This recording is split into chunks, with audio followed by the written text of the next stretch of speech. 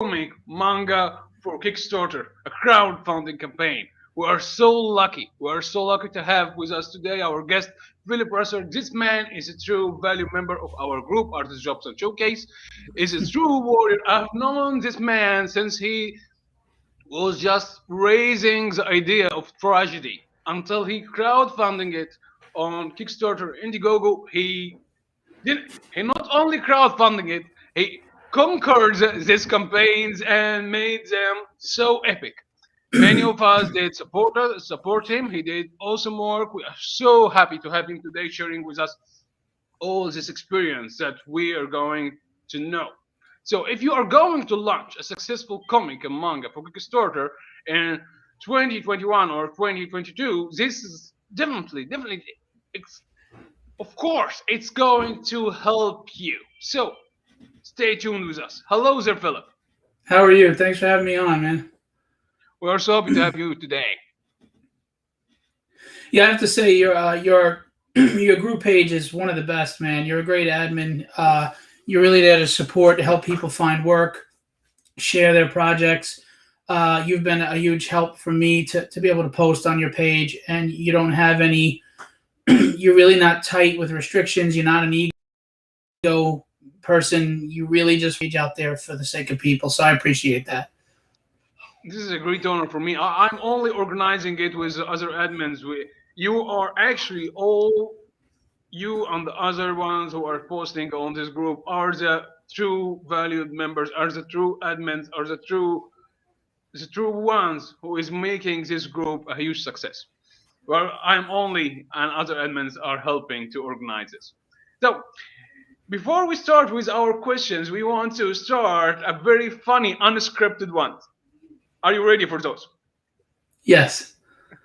Well, for every hero, every writer, every artist, every alien, every Batman, Superman have a secret origin. So, what's your secret origins, Philip? Mine, for me personally, Yeah. well, I've been an art collector for well over a decade and a half, and that kind of built relationships for me with big names in the industry and also a lot of indie people. Um, so without even realizing it, because at the time I wasn't going to make a comic, I was growing connections and exposure and a fan base just by enjoying my collection of art. So I guess my secret origin is being an art collector kind of boosted me up in the industry without even realizing it. And then I became a show promoter, so I do my own shows, conventions.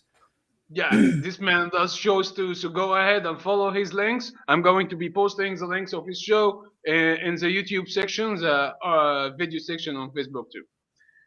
Feel free to send us your question, guys. This show is being streamed on YouTube, my personal account, Artist Jobs and Showcase, and Twitch. So feel free to send your questions everywhere. We're here. Philip is here to answer those questions.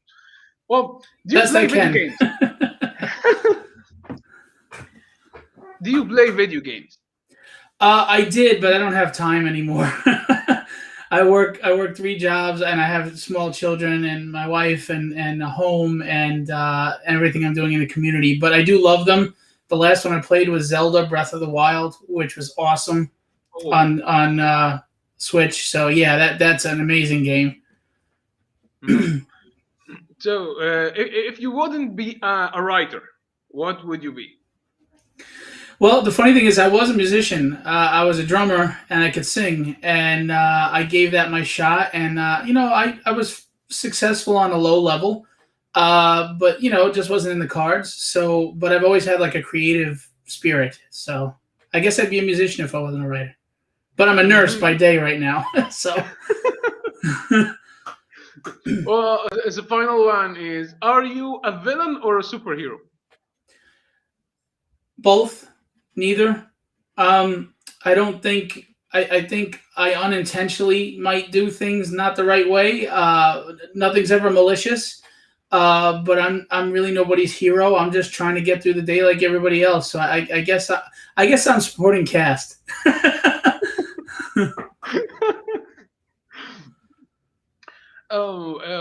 Before we head to the main questions, everyone is waiting for.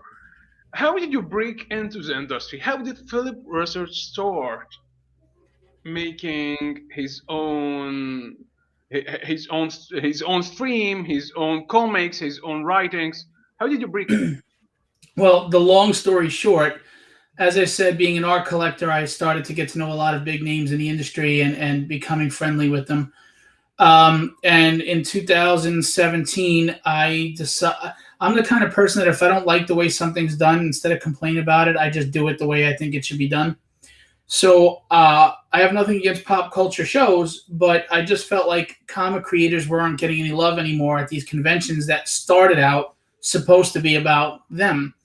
So I ran a small convention in a hotel with Scott Hanna and Joe Rubenstein and Rags Morales and some really well-known names, and it went very well. And the comic dealers, and I just continued doing shows, and they built on their momentum, and we've had amazing people like Steranko and Adam Kubert and stuff. So that led to the conventions and getting me in the business. I then, when we were on hiatus with COVID, I decided to do a Q&A show because I know all these people. I invited them on, and I started to have an interview show with a lot of these people because I feel the best part of a convention experience is being able to stand across the table and talk to that person that you've admired or looked up to for a long time. So I wanted to do that with the show, and I wanted a lot of fan interaction in the chat. That started getting me noticed more by the Facebook crowds and Instagram crowds, and I started to, without even knowing, I was building following. I also became an art rep, and I represent some artists from all over the world, and very, very proud of them and appreciative of them.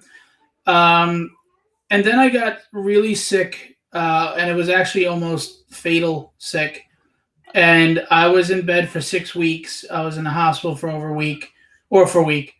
And I just felt like I'd always had this frustration. I wasn't meeting my potential. There was something in me. And I was like, you know what? I want to write. I want to create a book. Comics have been part of my life since I was 8 or 9.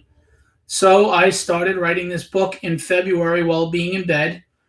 And it was created, published, crowdfunded and published in everybody's hands in 4 months. Oh, wow. That's awesome. Real. Yeah, I don't feel like there's a tomorrow. We're not guaranteed tomorrow. We only have today. That's a great saying. Actually, this is a great saying. Well, we got a couple comments from our audience here. Saeed Sabah says nice. Hey, Saeed. Mally Simpson says, what's up, peeps? Everything's cool here, Mally. What about Hello. you?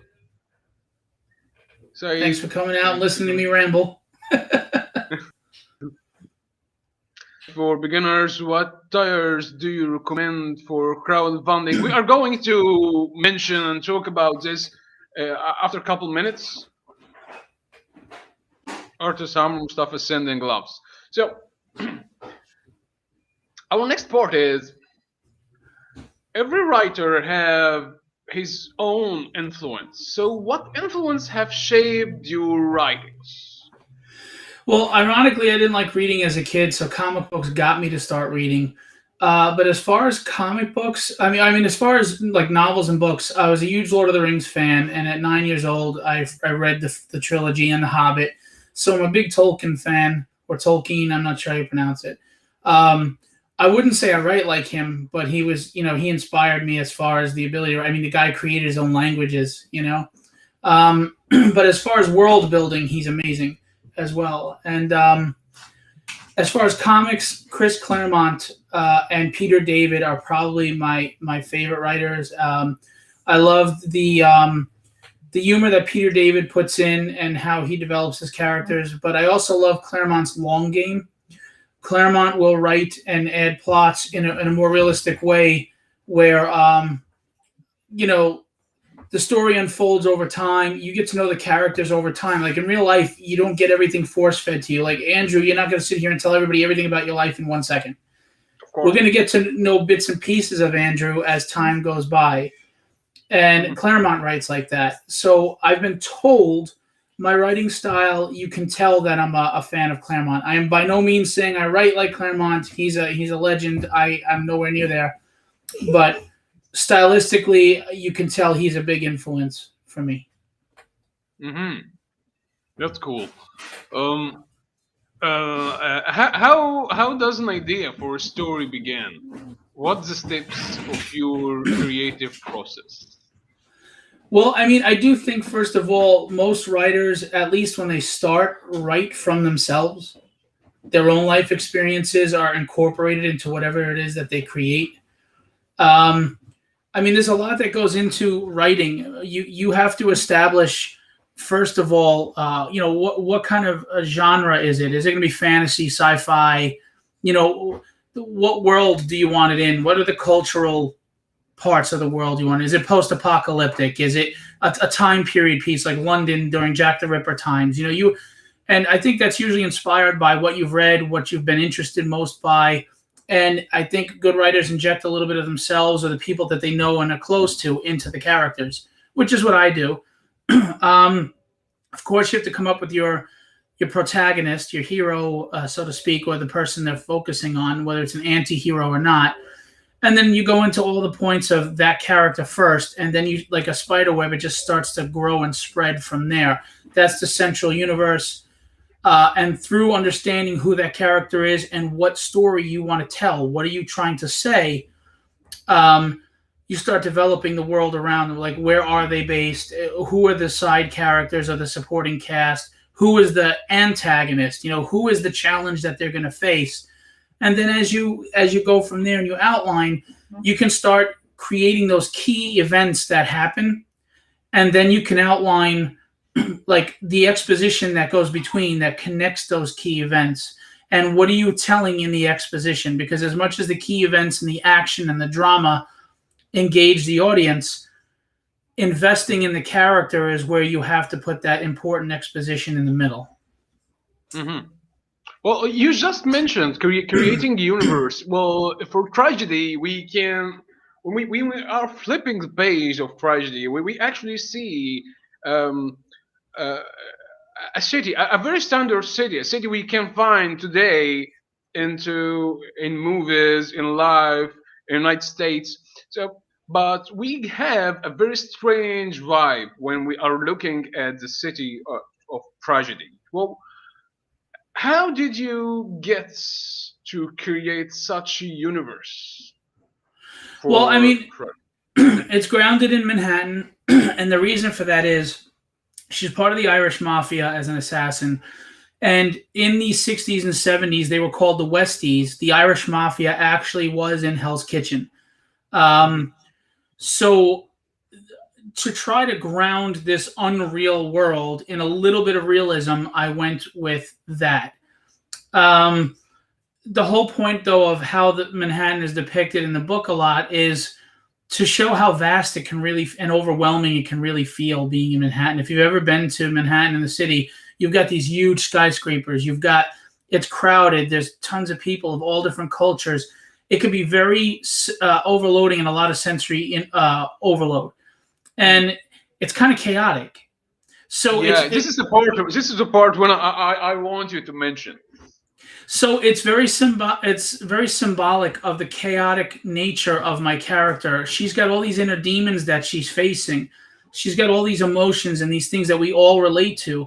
And the city is the best backdrop for that because the city is chaos. It's not clearly defined. You've got Chinatown and you've got Little Italy and you've got, this section and that section, many cultures and many things going on, and again, just sensory overload of like, oh my god, noises and sights and smells, and yeah. So I just thought it was a great symbolic meaning towards that inner struggle that we all face. We're torn in many directions. We feel like we're on top of the world one minute, we feel like we're getting stomped in the chest the next minute. You're confident, then you're not confident. You feel sad, you feel happy, you feel angry, you feel frustrated. So we go through this whole gambit on a minute-to-minute, hour-to-hour, daily basis. And that's kind of the experience you get when you walk in the city. Yeah. Well, you just mentioned too many details. What happens if your artist doesn't pay attention to all those details? Well, I mean, honestly, part of the very important but understated part of creating a book, if you're a writer, is you have to find the artist that matches what you're doing. Not only do they have to have the skill level and the style, but do they have, depending on what you're drawing, like if you're doing a sci-fi and you have all these crazy ships and stuff, they have to have a diverse way of drawing, you know? I mean, like if you look at all these major artists and the major publishers, they can draw motorcycles, they can draw old women, they can draw buildings and architecture, they can, you know, they can draw a dog, to have that diverse skill set. So but you as a writer are responsible for putting your artist in a winning position. So you have to pick the right artist for the job. Because if I were to pick a manga artist for what I'm trying to do, that doesn't work. And if it doesn't work, that, you know, then that's your fault for putting the artist in a position they can't win. Hmm. That's so right. That's so right. So you already mentioned we are talking about tragedy today, but what projects are you currently working on? Well, I mean, right now I'm focused hard on tragedy, but there are characters in the book that I've developed a lot that I wrote a spin-off issue of. I do have 3 other stories in mind I want to do. I'm just not sure if I want them short stories or long. But right now, because I've only put out 1 issue of tragedy, I really need to build tragedy's fan base and tragedy's notoriety, their branding. And I feel it would be detrimental if I were to branch off into all these other books right now, because doing that would be promoting my publishing company, which is really nobody, it's just me, where I want to push tragedy. So, you know, right now my focus is on my baby tragedy, but I do have other stories in mind. Cool, so cool. Well, actually, people, pay attention. We got too many tips for Kickstarter crowdfunding, so stay tuned with us. This man have too many secrets to share with us, so stay tuned and don't close your links. Well, I will say I just want to be clear that you know, I'm new to Kickstarter, but we were very successful through first Kickstarter. I researched a lot before just jumping in, believe it or not, which I think is important, which will be one of the tips we talk about. But I'm just saying what works for me, and you can take from what I say and apply it to what you feel is best and works for you. I'm not the end all be all. There are many ways to do things, many ways to succeed. So I'm just sharing what's helping me, you know, grow as a creator and with my IP and everything. Of course, everyone got his own recipe for success. So you can take a couple of tips from us, take a couple of tips from the Philip, take a couple of tips from me, and maybe you have your own recipe on the end. Agreed. So everyone, every new creator, everyone, even professional ones, writers, artists, inkers, letterers, concept artists, whatever your field is, managing and organizing your day is always hacky part. It's always a messy part that many of us just get, maybe have art block or writer's block from not being able to manage the things of your day. So how do you Philip Russertt, manage your day? Well, that's funny because part of the allure for me is that I don't like routine. So each day is different, and I love that. Um, but I am very organized, so I will make my list of what the priorities are for the day. What is it that I have to do, and what is the priority? And that could be anywhere from editing work that came in to following up with an artist to writing the next issue, which I've written 17 so far. Um, right now I'm working 3 jobs during the day, so things have changed since I was home with COVID. But if we were to go by how I did my day when I was home, I would get up and, you know, obviously my fatherly responsibilities, whatever the case may be, and then I would try to find some time to write. I would also be, you know, once the team was already together, I would be following up with the pages, what's coming in and any edits that need to be involved. Um, and basically just, sorry, like the colorist, the letterer, organizing and managing everybody in the order that needs to be done to get the book accomplished prior to the end of the campaign. Mm-hmm. How many hours do you spend writing per day? Right now, unfortunately, not as much as I used to, but I literally could sit down and write an entire issue in 8 or 9 hours. Yeah, I've had artists yell at me for that. I've always had a vivid imagination and been a good storyteller. I'm not going to pretend to be this literary master, but I think I'm good at telling a story. And because I'm writing from partly me, partly my wife, people I've known, it flows nice for me. Once I understood what my voice was, what I wanted to say, what the theme of this was, what was the point of all this, it flows for me. So I was doing like 8 hours a day at the time. Now I try to get in an hour here or there. Cool. Well, got a couple of comments we are going to mention now. Got supporters telling very interesting. Another question: as a writer, how do you balance out the information the right way? That's a great question, and I can only tell you from how I do things because there's a million ways you can answer that. There are some writers that are very meticulous and they go back and they don't like what they did and they edit and they're perfectionists and this and that and everything, because pace is probably the most difficult thing as a writer. You don't want to be moving too fast where the people are not invested in the characters and you've just thrown it all out there, but you also don't want to drag and have this boring exposition that makes people just fall off. I mean, if you look at shows like Walking Dead and stuff, how many or CW shows, there's so many filler episodes that you sit there and you go, why did I watch this? So the first thing I would say is don't write for page count if you don't have to. Write the story. Like my first book is 30 pages, my second book's 26. I write for what I need to say in that issue and stop it where it makes sense to stop. If you write for a page count or a trade paperback, now you're running into the trouble of pacing and exposition issues, because now you're trying to put filler in there or you're trying to rush something that needs to be nurtured and take time. So the first thing I say is don't write for page count. The second thing I'd say is some people like to outline key events. And once you outline these key events, you can kind of decide how you want them to unfold over how many issues, say, if we're talking comics. Mm-hmm. So now you have an idea of your timeline. Now you have to figure out what moments are going to connect those key events. What are you going to do in those moments? And I think if you do that, you get your outline, you figure out what your full timeline is of key events, because the key events are what really pull the reader in, right? Mm-hmm. But the moments in between are what make the reader invested in the person. So when those key events happen, they're rooting for them, or they're worried for them, or they're going along the journey with them. So you really have to understand who your character is first. What are they? Who are they? How would they react to something? And then you can start filling in those spaces between key events with them and whatever supporting cast you create. I don't really outline on paper. I do it in my head, but that's what's been working for me. I really recommend, if you're indie and you don't have a publisher like Marvel or DC that's telling you this has to be a 22-page story, just write whatever story you need to tell. Don't worry about page count. Mm-hmm.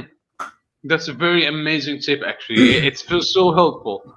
Oh, with another one saying, I agree with you. Thank you. Especially if you have a complex visual ideas.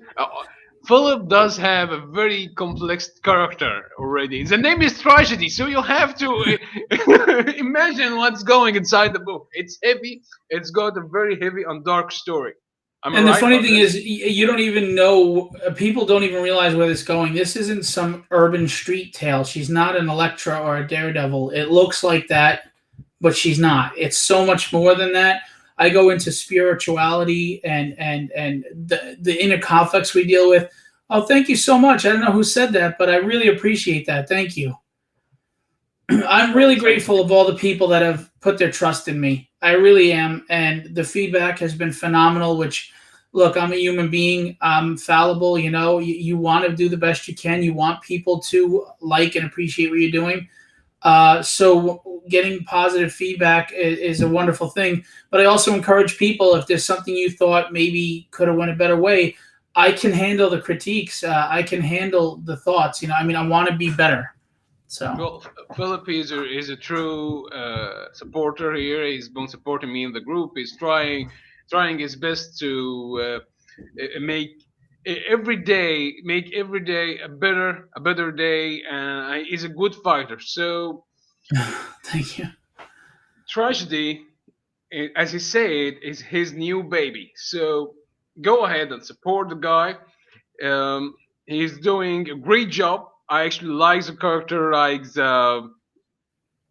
like the universe he already created. I'm little envy. I'm not being part of this book already, but I love the universe and I am enjoying it so far. And I'm enjoying the growing of this universe so far, and looking forward for the next major characters to enjoy And tragedy. that's the thing. I have villains that you hate to love. I have villains that you love to hate, and then I have a rogues gallery that I've created so far that I really, really am proud of. I look at Batman and Superman. Batman and Spider Man, and the characters themselves are awesome because you can relate to them, right? You relate to Spider Man for the obvious reasons. He was a picked on teenager, and then he became an adult that was just struggling to pay his rent. So he was very relatable. Batman, you related to his pain, his sorrow, his loss, Mhm. his frustration. So you take these characters that are relatable, and then you give them a rogues gallery that is they're the best rogues galleries. They have tons of villains that are all interesting and different, and some of them are the antithesis, and some of them are synonymous with the character. And I think that I've created a rogues gallery that you can feel that way about. That's cool. Well, you got another comment here saying in the same position. Uh, like writing it, adapting the advice to personal journey. Is agreeing to what we just said. Absolutely. Very nice. Oh, here is a question you would like to answer. Is tragedy is ongoing, miniseries, an extra series, or something unique?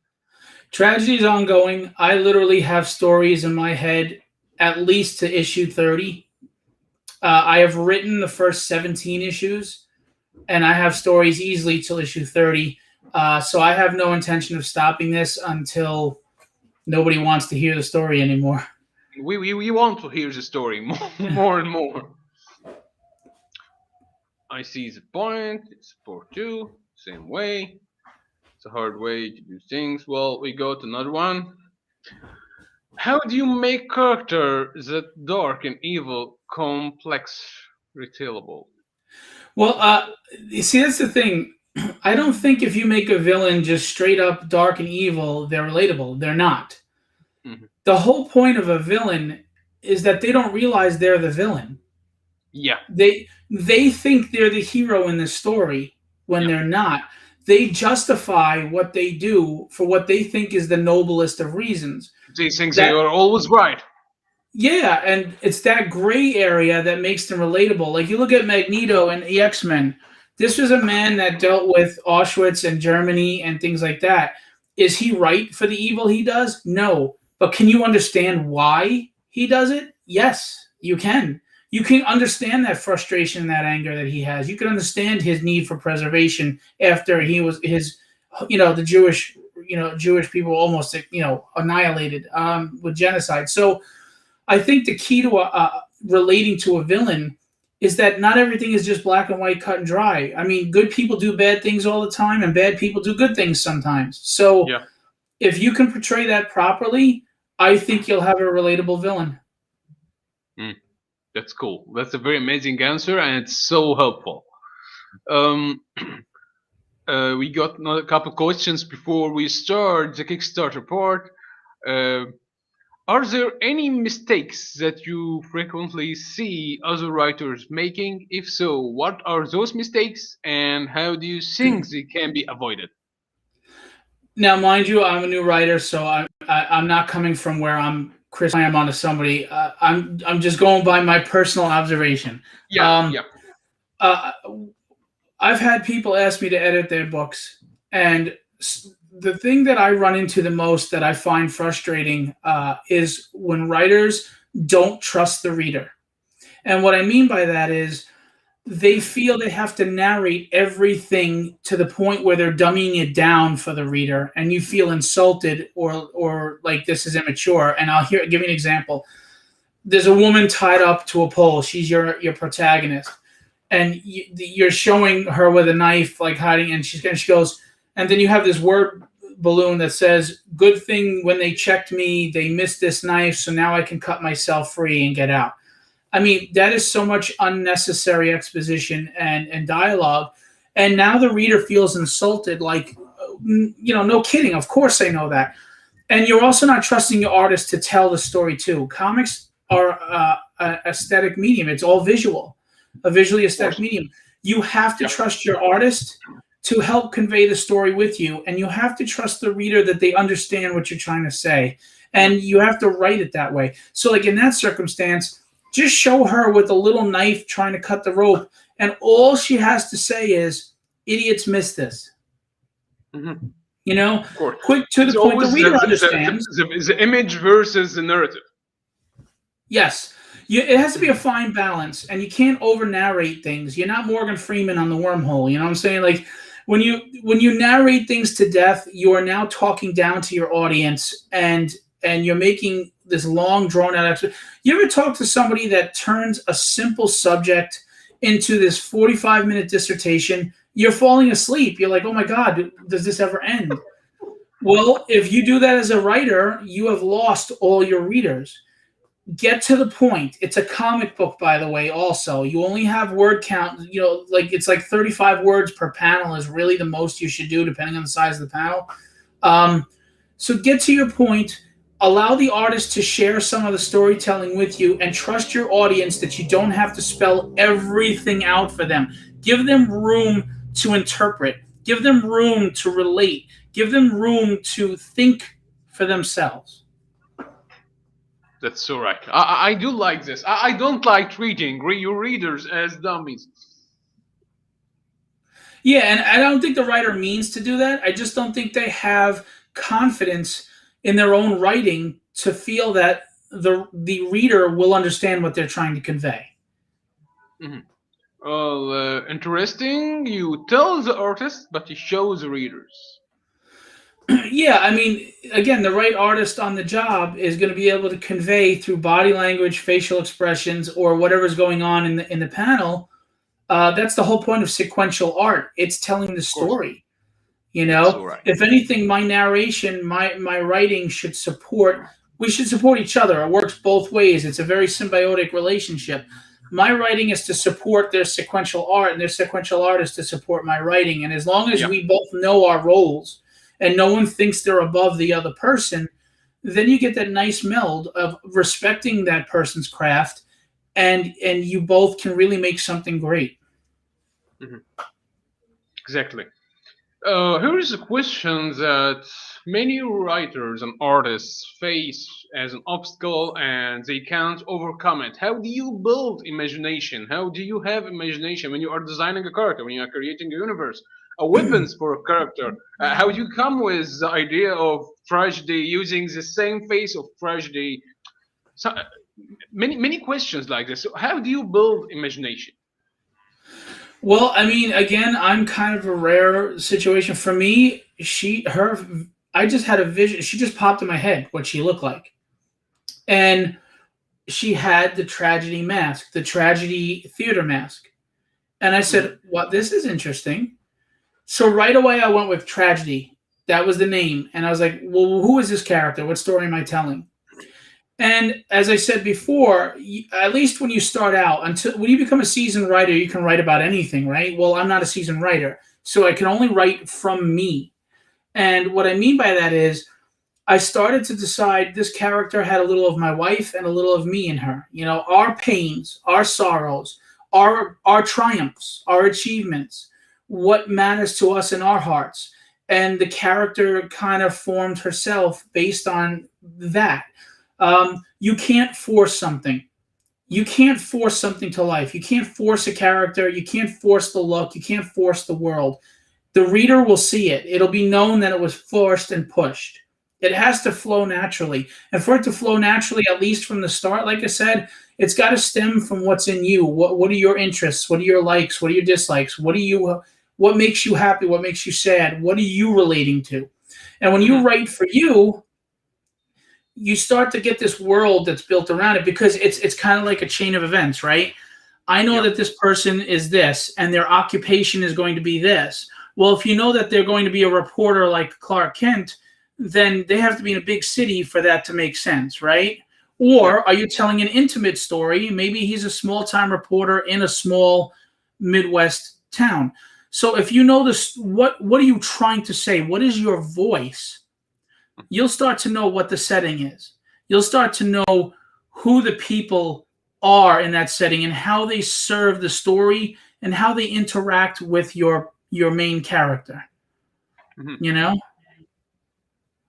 Well, we got another question, another comment from Milos here. The power to hear another person talk about their pain, imagine it, feel it, replicate it, and help heal it in fiction is a step to helping others who might be in similar situation. Absolutely, and that's what makes that character relatable to you, and that's why you read it, because you see a little of yourself in that person. And here's the funny thing: we're all the same. Hmm. I don't care if you're from Egypt or New York or Israel or wherever. The fact of the matter is, we all just want to feel relevant. We want to feel like we left a mark on the world, that we matter. We all want to be happy, right? Hmm. And we all Hmm. want to be safe, and we just want to find peace in ourselves. Those things are common through every human being on this planet. Now, we may all handle it differently. Some of us may not want to face it. You know, we all react differently, but the feelings are the same. The motivation and the drive are usually the same, right? Most of the time. I mean, I would say 99% of the time. So, if you can if you can draw from that, you will connect to everybody that gets to read your book, because they will all find a little bit of themselves in some way in that person, that character you wrote, and the circumstances that come with it, because you know how you would react to something. You know how the person closest to you has reacted to something. And then you sit there and go, that's how I feel. Like, look at Rocky. The whole Hmm. point of Rocky wasn't that he was going to win the title, and he didn't win the title. He said, I just want to know that I can go to toe with the best and walk out of that ring. No matter what happens, that I was able to do it, that I was able to stand there, take the hits, and not go down. How many of us just, we know we're going to take hits in life, and we just want to know that we have the fortitude to not go down? We want to know that we can make it to the last bell, right? Win or Hmm. lose. Well, that's what was relatable to Rocky, and that's why you cheered for him. That's why you rooted for him. He was all of us. He was not, you know, he wasn't on top of the world. He was the underdog. He got his butt beaten down, but he had his moments of triumph. He met Adrian. He had love in his life. So he had the good, he had the bad, and he was just trying to navigate through it all and get through the day like the rest of us. Hmm. So you root for him. Yeah, that's it. Exactly. You just mentioned you got a huge roster characters to add to your universe. Well, are there any characters or stories you are dying to make them come faster than the others? That's a great question, because for me, patience, like, I know what's coming and I'm excited to get to it. So I have to kind of reserve myself and relax and say it comes when it comes. But yet there there are some other stories I want to tell. One really deals with moral implications of right and wrong and how they're perceived, with a societal application to it. So I'm really looking forward to doing that. But as far as and then one has to do with Superman's always one of my favorite characters for the reason that everybody kind of feels they don't like him. They feel Superman is the perfect human being, so he's boring. The point is, he's not the perfect human being. Imagine you had the power to do whatever you want and never face a consequence in this world. The only thing that keeps you from doing the wrong thing is your conscience. And that's a struggle. I mean, imagine someone's being a jerk to you on Facebook and you could supersonic over to their house and flick their head off. I mean, that's a struggle, man. I mean, imagine having that ability and not wanting to backslap somebody that deserved it. Imagine you don't have to go by the rules of society because you could overlord on everybody. So I always found that interesting with his character. So I'm doing a story that kind of deals with that. We all think we're this moral champion until consequence is no longer an issue, because you either have your what do you call it, your conscience or consequence. It's either fear that makes you do the right thing or the desire to be better that makes you do the right thing. And imagine you're challenged with that now because consequence is no longer there. There's no longer a fear of doing the wrong thing. So when you lose that fear, are you still going to do the right thing or not? So that's a story I want to tell. But as far as tragedy, yeah, there are some great characters that I want to flesh out even more. There are two that I want to spin off into their own book. And people who have read the scripts so far love these two characters. They find them funny, but at the same time, a great dynamic. And they're villains, so to speak, that you like to root for because they're really not bad people, but they are doing bad things. And you're going to grow with them as they grow and they learn to be better. Cool. So, yeah, those are the things I have going on. That's awesome. Well, here we face our stop here is a part all people have been waiting for. How do you prepare your Kickstarter and Indiegogo campaign? Well, the first thing I would say is you really need to research. A lot of people love the Joker because he kind of breaks the societal rules. He throws consequences to the wind. He kind of gets to do all the things we want to do deep down on the darker end of things. Like the movie Falling Down with Michael Douglas. I love that movie because he does all the stuff that you get frustrated and you'd like to be able to just do. So the first thing is research. Understand the platforms. Understand the audience that you're trying to reach and which platform, if not both, serves you better. Okay? Research how to do the campaign and how to market. So that's the first thing. I would tell you, once you figure out who your demographic is that you're trying to reach and which platform works for you, if not both, you have to understand how to set up the page. And I will tell you, a video moving trailer, not just you interviewing yourself and talking, increases your chances of being funded on a Kickstarter greatly. Statistics show this. You have to have a trailer on your Kickstarter, and it really makes a difference. It catches a lot of people. It's an advertisement. It's a commercial. So the second tip would be absolutely get a trailer. The third tip, going to someone's question before about the tiers, you have two mindsets. There are people that are trying to milk for as much money as they can get, and there are people that are just trying to get the book out there. So you have to decide who you want to be. Am I looking to just make money off of Kickstarter so I don't have to work a 9-to-5? Or am I working to build this book into something that becomes a household name because people read it and they love it? You have to decide that because your approach is going to be different depending on which you feel. You also understand the market. There are cover collectors. They like to CGC and grade things. And then there are people that want to read the book. And there are people that like both. So with tiers, it's good to offer variant covers along with the main studio cover. But people like swag. And they like stickers, which I never knew adults like stickers. They like bookmarks. They like those extras. And that's the whole point. You have to gear your campaign to have stretch goals because that's what's going to entice people to want to pledge more and more, or even up their pledge because they want to get to that level and say, oh, I really want that sticker or I really want that mini print. So come on, people, back this. Let's go. And it incentivizes people to put more money into the campaign.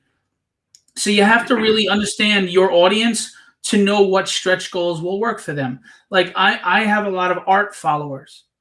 So a lot of different variant covers and a lot of mini prints make sense. But if you have fans that are more pop culture, you may want to have sweatshirts or glasses or, like shot glasses or swag of that nature, if that's your demographic. So you have to know who your demographic is, who's following you, who's interested. If you're doing a book that caters to like 15-year-old girls, well, then obviously that's going to determine what you're doing as a stretch goal. You're not going to have shot glasses, right? So you got to understand that. The other thing is a mid-campaign. Every Kickstarter, every Indiegogo in the middle dies out. It just flatlines. The first 48 hours. Oh no, the first 72 hours, usually in the last 48 hours, are where you see the most movement. People like to wait till the end for whatever reason. Maybe they think about money or whatever. Those that are eager jump right away. Those that are going to pledge, they, for whatever reason, wait till the end. So understand that besides those 5 days, in the middle, it can go dead in a minute. So have something to offer to incentivize people to up their pledge or catch new eyes in the middle, whether it's a new variant cover or create a new tier like I did on this campaign. I had a lot of variant covers from people on the first book. So I decided as a catch-up tier, you can mix and match any variant cover of book 2 with the 6 selected variant covers from book 1. And that drew more people in. They're like, oh, that's cool. I liked that cover. I want that one. I want this one. And then I would just say, and this is the most important, a lot of people use Kickstarter to pay to have the book made because they don't have the money. And I understand that. But then you're going to be waiting that backer is waiting 6 months or more for you to finish that book. Books are put on a monthly basis with Marvel and DC. We can't do that. We can't do that. You have to put this out as timely as possible. If you drag on fulfillment, if you take too long, you will be forgotten in a sea of thousands of Kickstarters. They'll either forget that you existed or they'll be upset and not want to support you again. Nobody wants to throw their money at you and then wait 6 to 8 months to get what they paid for. It is the worst thing you can do, especially if you're new like me. You have to fulfill quickly. That's why in 4 months, I went from 0 to the book in your hands. People have short attention spans. You have to constantly be on their mind. And you have to market a lot. You have to promote a lot. But promoting isn't just throwing up a post every day. You have to engage people. You have to get them to engage in you.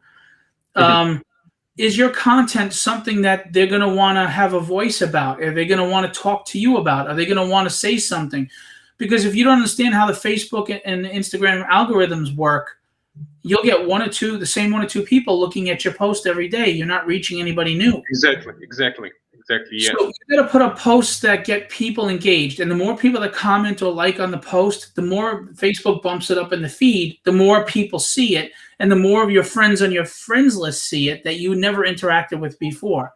And that's how you can start organically getting new followers. Well, that's so right.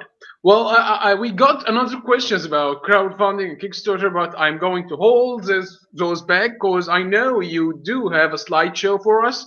It does cover a lot of parts of our show today, so if we missed something on this slideshow, please feel free, people, to send us your questions on YouTube, my personal account, Artist Jobs and Showcase, and Twitch.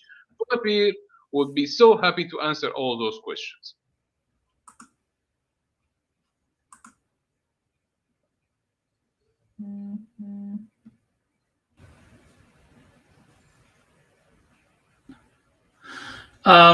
So I've never done a slideshow before, but so I gave this a shot. So forgive me if it's amateurish. So I mean, character creation, we talked about it, right? It's an aesthetic design that you have to come up with. Now, like with tragedy, she has cultural mixes there. She like if you look at her boots and stuff, and the gun and the holster, she's got a Western military look. But then if you look at other aspects of her, she has an Asian reference, an Asian culture, some Japanese, some Chinese. So I mixed the three together, and this is how I came up with the design. It's up to you, really, what influences you and what you think is cool to help you come up with your design. You need to come up with a name and an alias. What is their, if it's a superhero book or whatever, what is their alias name and what is their real name? Like her name is Grace O'Connor. Is she affiliated with a group? Is this a team group? Is this a team book? Or is she the sole, protagonist? Personality traits. This is the key thing, right? This is where we write from who we are.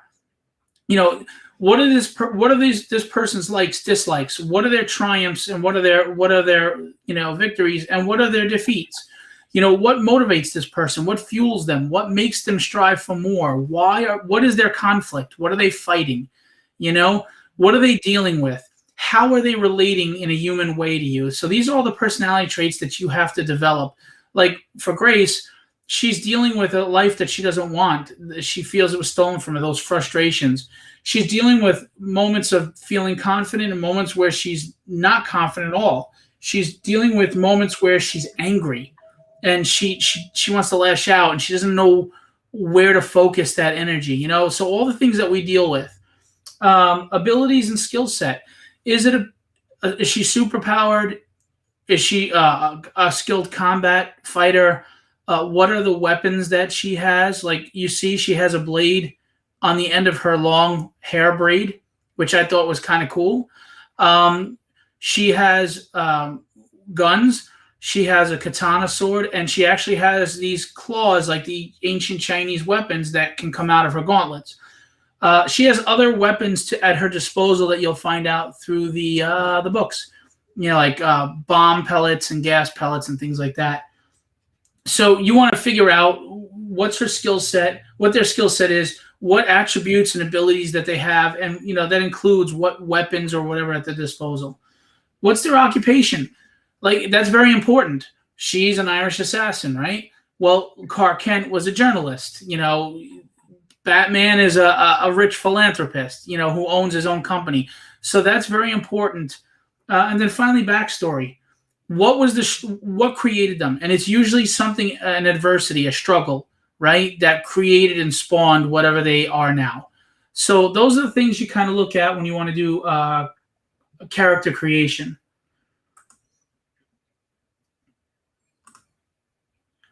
Story and plot. So what is the genre? Is this a fantasy? Is this, Lord of the Rings, Dungeons and Dragons kind of thing? Is this sci-fi? Is it sci-fi noir like Blade Runner? Is it just straight up noir crime? Is this an urban street tale? Are you dealing with mysticism and magic? You have to decide those things. Theme. What is your voice telling you? What is the point? Like the whole point of tragedy, I'm telling you, is to find peace within yourself. And then you will find peace with the world around you, but it starts within. That's basically what I'm saying on the most basic level. Well, what are you trying to say? What is your theme? What are you telling people through your story? World building, which we'll get into more, is important about the story plot because when you build a world, what's around her interacts with her, right? Or the protagonist, the characters around them interact with them. They can bounce off each other and feed off each other, and that really helps move along the plot. It helps move along the story, and it helps you develop that theme more and really pinpoint what you want to say. Key events, we said before, those are the things that really hook people in, and those are the things that test and challenge your protagonist. So try to outline those key events, and then using exposition, you're outlining moments that connect those key events. What got you from A to B? What happened between there? And in that exposition, you're developing the character to be relatable so you can root for them when they get to those key events. Is this all right so far, Andrew? I'm sorry. No, actually, I'm fine. I'm enjoying this so far. All right, I don't want to be like rudely taking over everything. So world building. Is it a period piece? When is your time frame? Is this 1800s London? Is this during the Civil War? Is it present time? Is it 500 years in the future? So time period is very important. When are you? And when you do a comic, try to be consistent with the timing of events. You can't be all over the place, because then you're like, well, wait a minute. If she did this here and this is happening 2 days later, then how did this other event happen? And when did it compare to those 2 days? You have to keep time in mind. Geography. Are we in Russia? Are we on Earth? Are we on another planet? Is this, is this ancient China? Geography. Where are you? And research these things. Don't just make them up.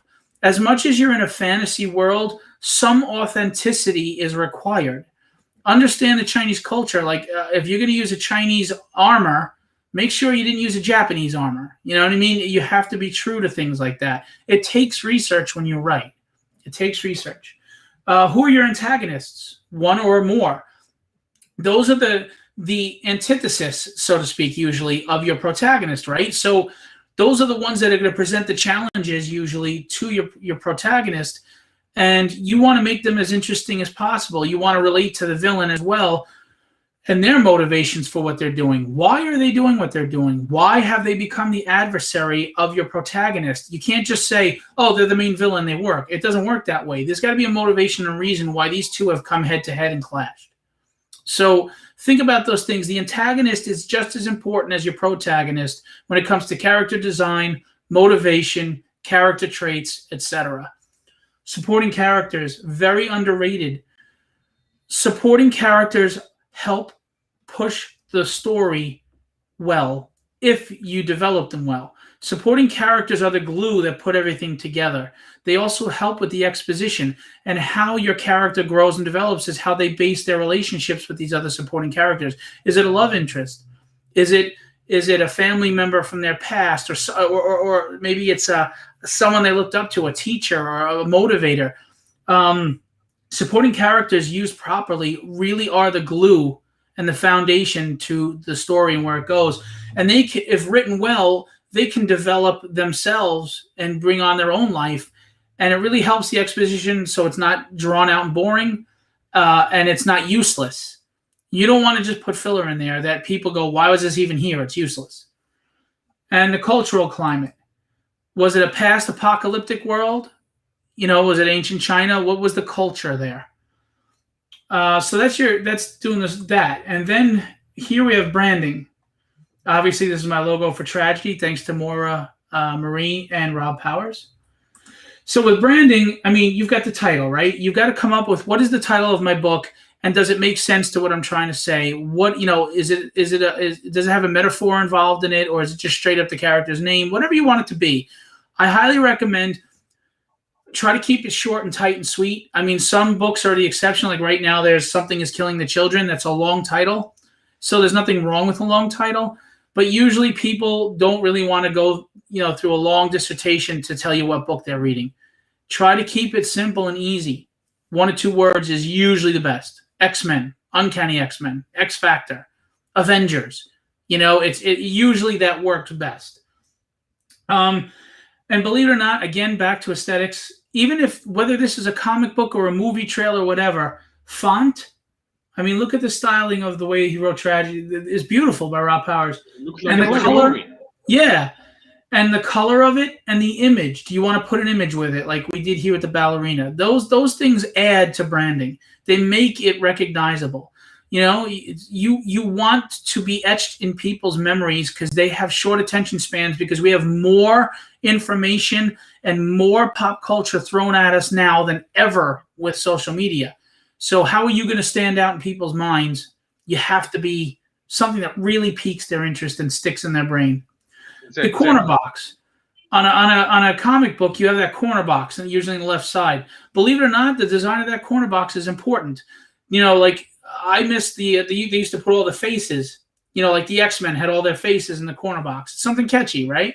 Are you self-publishing? If you are, what's your publishing logo that you're going to put in there in the corner box? If you're not and you're going with another publisher, what's their logo and putting it in there? And is this publisher, got a logo that's catchy? Copyright and trademark. Some people don't know the difference between the two. Trademark is your business. You're trademarking your business name and your business, branding, right? Copyright is the product that you're doing. So I copyrighted all my characters. Now, just so you know, without a full book, you can't copyright the book, but you can copyright the design of the characters. So if you go to whatever your government copyright website is, go to art. You can copyright art. And what you do is up to, at least for New York, up to 10 characters in one batch. You throw 10 characters in there. I recommend you color them because people could take your character and just color them differently and say it's their own. You take the character colored with all views, back, front, side. You submit those pictures to be copyrighted, and now your characters are copyrighted. Now, it takes a year for copyright. You can spend a little extra money to speed the process. Technically, you're not copyrighted while the process is going, but you are registered for a copyright. So if someone were to try to steal Tragedy right now, they can't because I'm already registered with the government database that it's in the process. So I already have the rights to the character.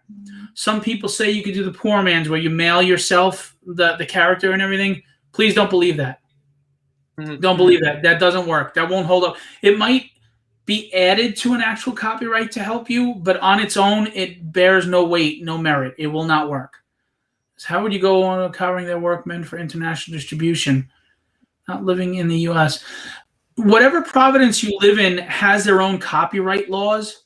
As long as you're copyrighted under, wherever you've gone, honestly, just copyright it. Have it documented. The whole point is you're documenting the date and time that you had this character developed, so no one can come after that and say, "Oh, no, I came first."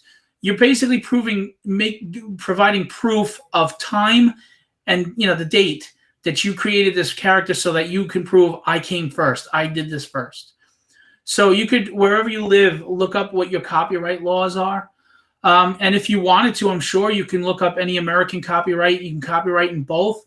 I'm not well-versed enough to know if you need to do that, so I apologize. So you might want to just read into that and check that out. So that's the branding part. Now I would like to say something before you head to the next part. Every country does have its own laws, as Phillip already said, about copyrighting stuff. So everywhere in the world, you can just go to that place. Ask book authors about that place. You should go and visit it on your own and ask how do you copyright. So every country does have this. Yeah, and if you had to go to court with someone, it wouldn't matter where you live or where they live. You're just proving that it was yours first and they're stealing it. So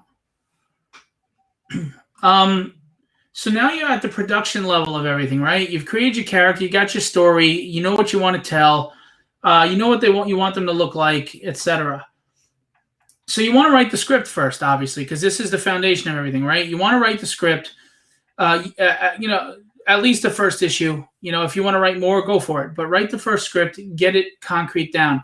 Some people write the Marvel way, which is pretty loose. This is what happens. Artists draw whatever the hell you want. I don't do that. What I do is I write a script that is, when there's an angle or a shot I want, I will let the artist know.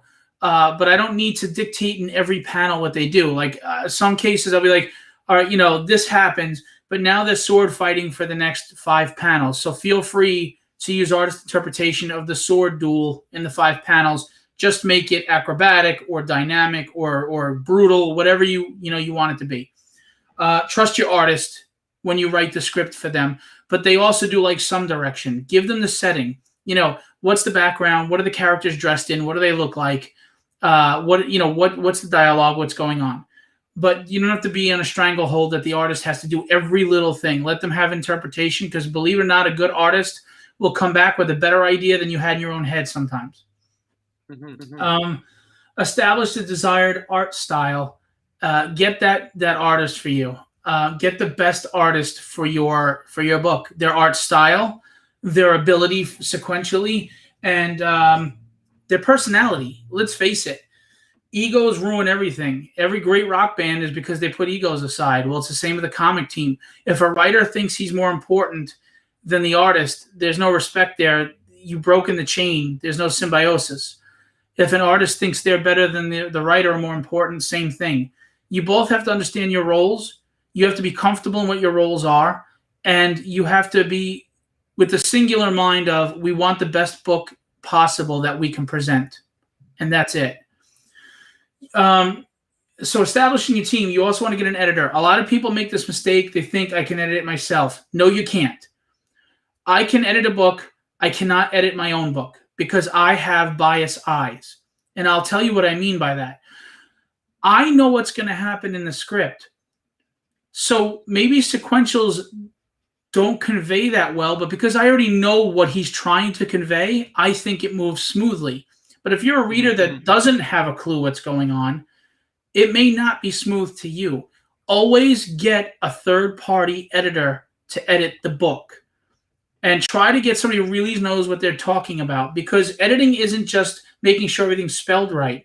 It starts with editing the script. Does the script flow? Does the plot make sense? Are there any plot holes? Is the characterization right? Is there continuity? Then it's editing the sequentials. Are the backgrounds consistent? Are their clothes consistent? Facial hair consistent? Do they look the same? Does the story really convey itself panel to panel where you're not confused? Is it choppy? Does it make sense? Does it flow? And then there's grammar and word balloon placement. And there's a science to lettering that you may not realize. When a letterer does a bad job, you know it ruins the book. When he does a good job, you say nothing. And a colorist. Professional colorists understand the idea of mood setting, lighting, where you want to attract your eye in the panel. You know, colorists that are inexperienced, it may look bright and sweet, but are they drawing the reader's eye to what you want them to look at? Colorists have to keep that in mind. Again, editing the script and the sequential art. Have team meetings, regular team meetings, establishing goals and deadlines. If an artist understands what is needed of them, they have two options. I can't do it, I can do it. And then they're to live up to it and do it. Same with the writer. Team meetings, communication is important. You know, look, I need these 5 pages by this date with enough time to have edits thrown back at you to take care of things. The artist may say, I need your script by this date because I have these other deadlines I have as well. That communication is key, and it's respectful, and it's going to help your machine work smoothly. And budget and contracts. Now, some people stand by contracts. I'm going to tell you this. On an indie level, you're not even looking at $10,000. That's small claims court. When you go to small claims court, even if you win, you still have to go get your money by getting a sheriff or somebody. They don't stipend anybody's check or anything. And if you're international, how am I going to go to small claims court? I mean, how's that going to work? How am I going to collect from you when you're across the world? So honestly, contracts don't mean much on the indie level. I hate to say it, except for outlining what's expected of each other. But legally, it's tough. You really should just be a man of your word or a woman of your word. Budget. What is your budget as the creator of the book? And understand that that's your responsibility. Me, the creative tragedy, it's my responsibility to promote. It's my responsibility to pay. And it's my responsibility to adhere to whatever budget that I have set forth for myself. Some people are desperate. They really want to make a book. They say, listen, I'll pay the artist after the Kickstarter funds. You can't guarantee that Kickstarter is going to fund, and you can't guarantee it's going to fund enough that you can afford to pay for printing, Kickstarter's percentage, shipping, and the artist's fee. So try to have your budget set ahead of time. Try to have that money ready. Try to create that. And I'm telling you now, the best trusting way to work with an artist is every 5 pages you pay them. And how that works is every 5 pages, the artist will send you a low res of those 5 pages so you can't use them and steal them. The writer or the editor looks at them and says, well, I need this fixed, this fixed, or this fixed. They send them back. The artist does the fixing, sends low res again. If they're good, you pay the artist and they will send you the high res. Every 5 pages. That is a good way to work with artists. It shows respect. It shows trust. Because trust goes both ways. Nobody wants to be screwed by an artist, and nobody wants to be screwed by a writer. This is a good way to do that. If you do that, you're not losing anything. Period. So that's what I really recommend for people. Marketing. This is the hardest part of all of it. As hard as it is to create a book, marketing is hard. You need to have a social media presence. Creating project-related pages. For example, Andrew has his group page related to getting work for artists and hiring and everything, right? Create your own page. I have my tragedy page, Tragedy the Comic page. You can go for news and updates and new information, and it's a hub to go to. Joining Facebook groups like Andrew's. Andrew's group has been wonderful. I post in there all the time. I posted a lot of my live streams and my advertising. Andrew's been so supportive. I highly recommend you join his group if you haven't. Groups are awesome to share out your stuff in. Follow the group laws, though. Admins have their rules. Please follow those. Live stream podcasts and appearances like this one. They're huge.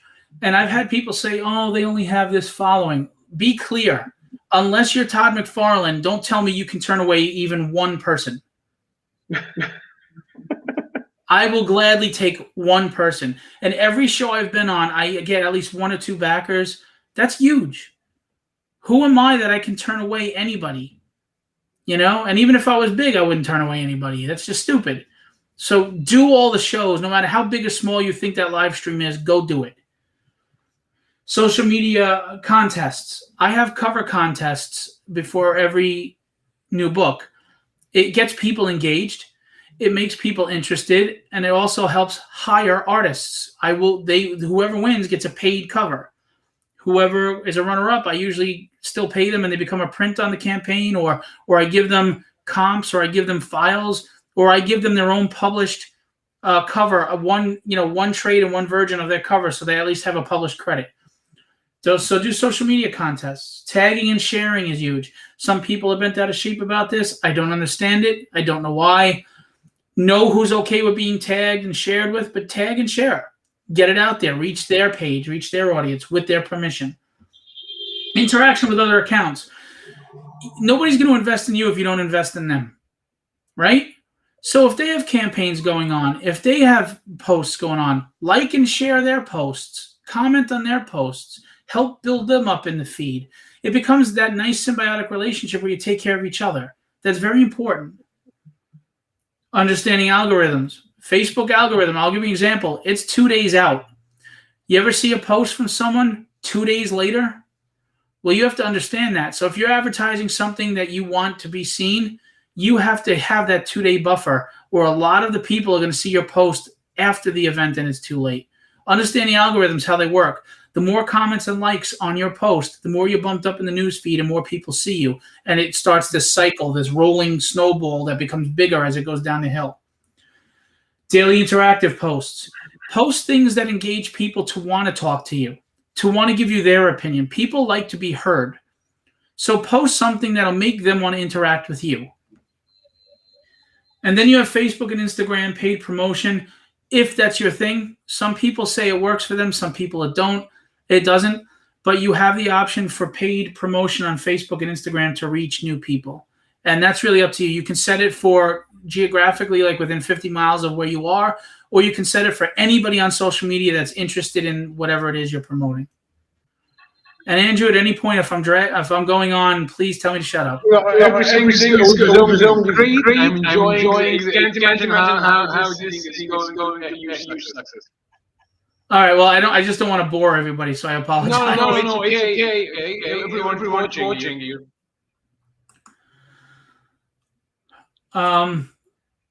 Marketing continued. I mean, here's another thing a lot of people don't do. I created flyers, which I forgot to bring them in here, with that black logo on the front. On the back, I have a QR scan and my link tree, and I put them in comic stores. And the comic stores put them in a bag with every purchase, and they put it at the counter to scan that QR. Now you're getting a larger audience organically through comic stores, and that's where your fan is. That's where your demographic is. You're selling a comic. What better place to go to than there? You can create flyers inexpensively, whether they're paper or not.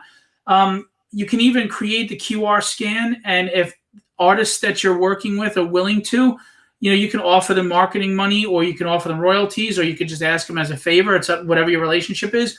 When they're at a convention, they could be in a convention 5 states away. They can put that little flyer out and post it on their table. Just one flyer. They don't have to hand them out with the QR scan, and just tell people, just use your phone and scan that. You're reaching a whole new audience. Convention appearances are huge. If you can get out of state to other conventions, that's a nice organic way to interact with people face to face. There's no better way to engage people than face to face, period. Do a press kit. Press kits are big, especially if you want to shop to a larger publisher. You need a professional press kit, and press kits usually include, the character design. If you have the first issue already done, a synopsis of the key events and what's going on. Who's the demographic that you feel you're going to reach? What is your long-term plan with this?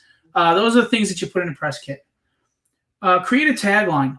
Like for Tragedy, my tagline was, will she find peace, or will they all rest in peace? And taglines are good because they catch people like, oh, that was pretty cool. What's this about? You'd be surprised the power of words. A nice little tagline, and then a nice logo from the branding we talked before, and you're going to really attract people's interest. At the very least, they'll look at it. Whether they pledge or not, you'll have eyes on it. And don't be discouraged if they look at it, look like they're interested, but don't bite, and I'll tell you why.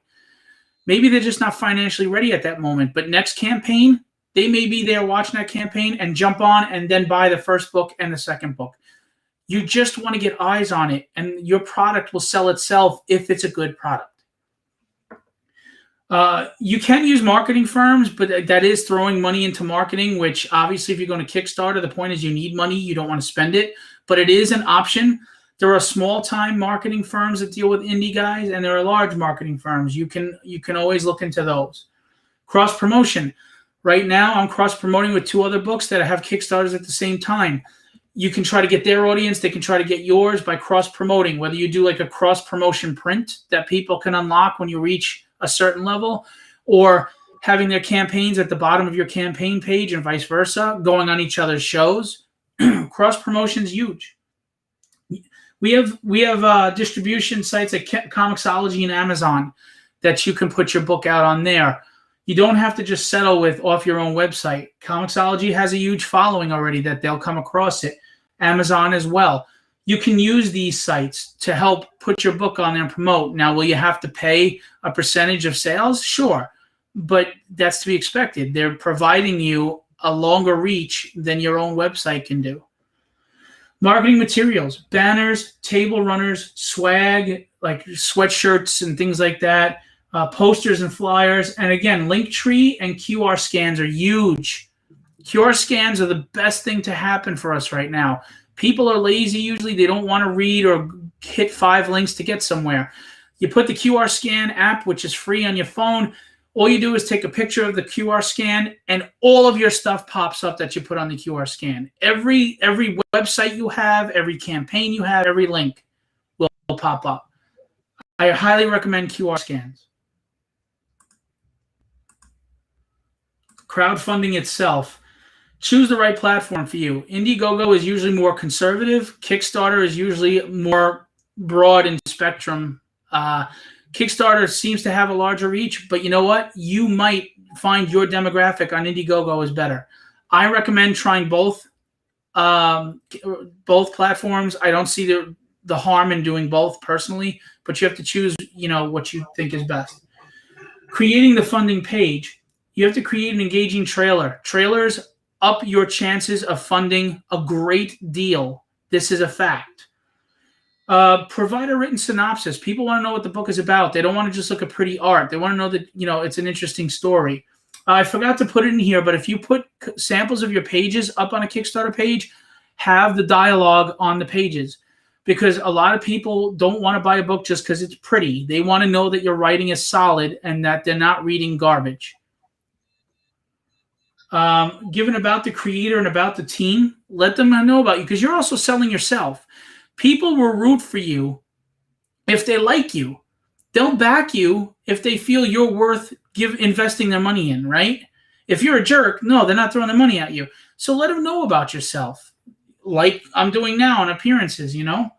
And again, this is just what worked for me. I am not implying I have not succeeded greatly yet. I've had a good start and I'm trying to build. I'm just like everybody else, just trying to get out there. So I'm just sharing what I think works. I am not the end all be all. I'm not the guru here. This isn't from a place of arrogance. It's from a place of trying to share and help. Tiers are important with the graphics and the descriptions. And again, know who your demographic and your audience is and know what the tiers are that would work for them. Are they art-based? Are they swag-based? Or pop culture-based? Whatever the case may be.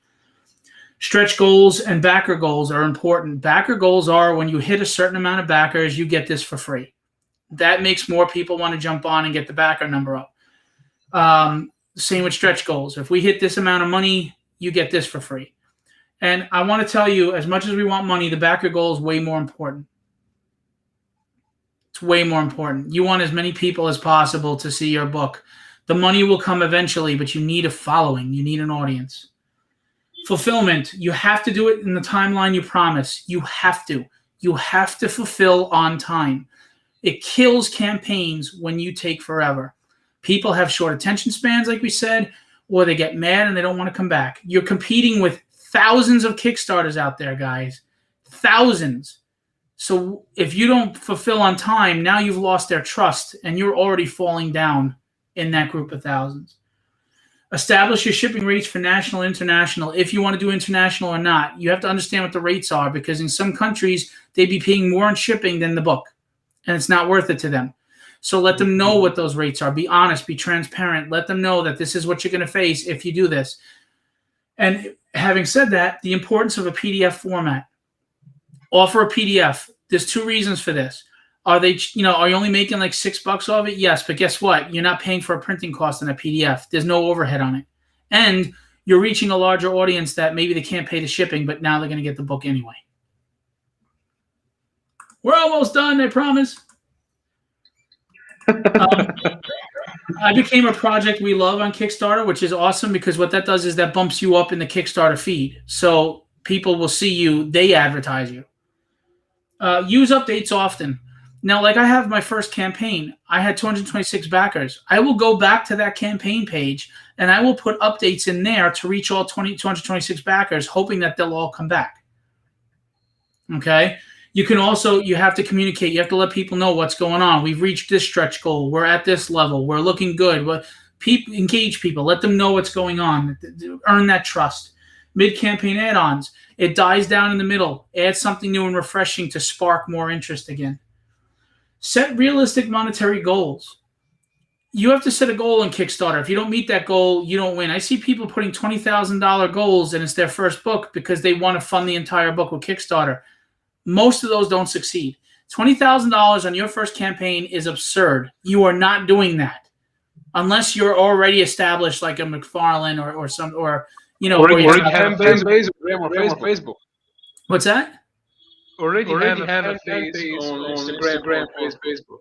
Exactly. I mean, unless you already have those thousands of people, and even then, it's not guaranteed. You're in trouble. That's a lot. Set a realistic goal. Kickstarter really shouldn't be to make the book. It should be to print and ship the book and hopefully have a little extra over to throw to the next book. Because let's face it, if you were to open a comic store, you have to invest capital to build that store before the first customer even comes in and spends a dime on you.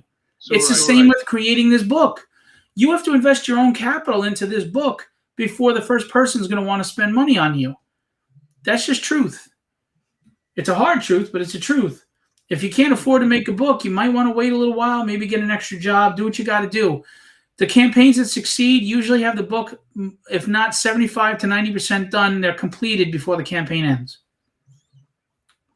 Understand the use of crowdfunding, which we just discussed, and fulfillment, again, which we're going to go into next. You got to be on time. Fulfillment. Choose your printer. You have to make sure you have a printer and understand the costs. Is it a digital or traditional? If you have a traditional printer, they have physical plates that they have to change for every cover you do. If you have 10 variant covers, you're paying $50 to $25 each plate. So you have to understand that. If you're doing digital, some are print on demand. You can just throw in covers. There's no extra charge. Some, for every cover change, they do charge you money. Understand the printing costs and understand, your dealings with that printer and their reliability, and that get your proof first. Don't just print up 1,000 copies. You got to get one proof. Make sure that the book looks right. Make sure you're sending high-res files so the printer can give you the best quality. Not every printer is going to sit there and check and see that you have the DPI that you were supposed to, and they'll run off 100 copies and it comes out blurry. Make sure you're giving them the right tools.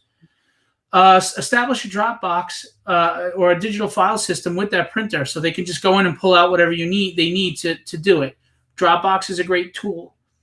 You need supplies: Gemini mailers, tape gun, printing labels, printer, bubble wrap, bags, boards, top loaders if you have art prints that you're sending, like stretch goals.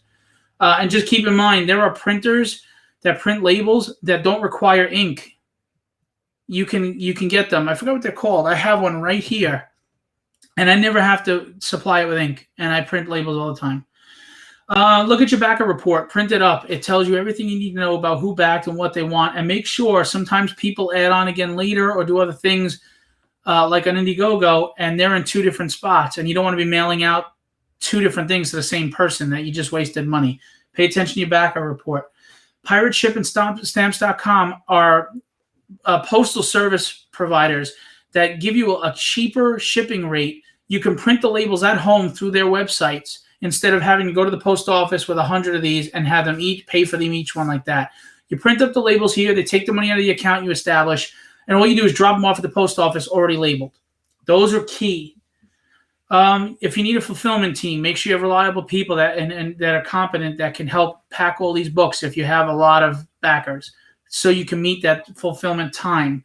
Timely fulfillment is important, and communication, which is what we said. So basically, I would just say key points to consider are: have a clear vision of what you want to do, choose the right team to convey that vision and make things go smooth and work properly. That's your responsibility, to put your artists, letterers, colorists in a winning position. That's on you. Understand and clarify the roles and what's expected of those roles. And they have to be willing to accept those roles if they're going to accept the work. Stick to your budget. When you go over budget, you overpromise and underdeliver. You cannot overpromise and underdeliver. Always underpromise and overdeliver. People will be surprised and they will be happy, and you will look like a rock star. Proper communication with team members and backers is extremely important. You have to communicate what's going on, when's going on. If there's a delay that's not in your control, you have to address it and let them know, period. You have to let team members know what's expected of them if they take the work, and they have to let you know what they expect if they're going to take the work. Understand it's a business. I love comics more than anybody. I grew up loving them. But right now, money is involved. It's a business. Learn the business. Learn the industry, conduct yourself professionally when doing work, treat people right, and understand that money is being exchanged and money is being sought. It's trying to be earned. It's a business. Learn the business. Build a fan base through marketing and promotion. We discussed that. You have to build a fan base. You can't just put out a Kickstarter tomorrow and think you're going to get a bunch of backers. You have to build a relationship with a lot of people. They have to know you're there. I run conventions. I could have Jim Lee at my show, but if nobody knows he's there, who cares? Exactly. Follow through with commitments, period. Integrity. You have to follow through a commitment. If you say you're going to do it, you do it. If you can't do it by the time you're going to do it, you explain why, and you do it as soon as you can. People understand things don't go smoothly. They don't understand when you give excuses or don't answer at all. Be honest up front. This is what happened, and go from there. Be consistent. Be consistent with whatever you do. If you're marketing, you have to consistently market and promote every day. I'm on a show every day this week. You have to. Is it hard work? Is it tiring? You're damn right. But consistency is what fans are going to know to expect from you and where to find you. If you're all over the place, how does anybody know where to find you? If you're not consistent with your commitments and what you're looking to do, why would they trust you? And if they don't trust you, they won't back you and they won't work with you. So that's it. Well, thank you so much for all those amazing tips. All this, actually, you gave us a true actual workshop about Kickstarter. That's what you told me to do. So I'm sorry if I went on too No, long. no, no, it's okay. Actually, it's okay. Well, this is what we all wanted to be going on detail about your experience about Kickstarter, crowdfunding, and things. I'm very sure it's going to be so helpful for this campaign and for everyone around the world. And feel free, people, if you would like to tell us about your experience about Kickstarter and how do you plan for your Kickstarter fee? Feel free to post them in the comment section on YouTube and on the Artist Jobs and Showcase group or on Twitch. Well, I'm going to close this actually because you covered every little part of my questions and more actually than I even imagined. I'm thorough. I'm sorry. I'm thorough. Sorry for what? Actually, I'm so happy. You already did my job for me. By the way, can I just say, my competition is not with anyone else. It's with me being a better person tomorrow than I am today. Anybody who's an indie publisher, you can share on my page. You can tag me.